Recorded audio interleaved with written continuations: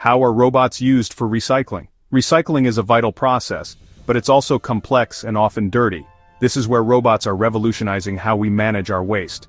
Far from the image of a robot vacuum cleaner, the machines that work in recycling are high-speed mechanical arms designed for a single, crucial task: sorting materials. To do their job, these robots use a three-part system.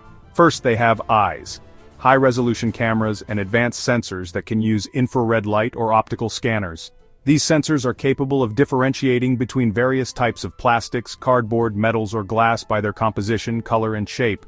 Second, they have a brain.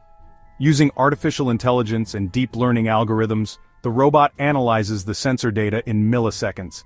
It is this brain that makes instantaneous decisions about every object that passes on the conveyor belt, knowing exactly where and how it should be sorted. Finally, they have fast and precise arms. Using grippers or suction cups, the robotic arms pick up each material and deposit it into the correct bin. A single robot can sort thousands of items per hour with greater accuracy than a human. The use of robots for recycling has multiple benefits. They increase speed and efficiency, allowing for more waste to be processed. They improve the purity of recycled materials, which makes them more valuable. And most importantly, they improve safety for workers, as robots can handle dangerous, sharp, or heavy objects.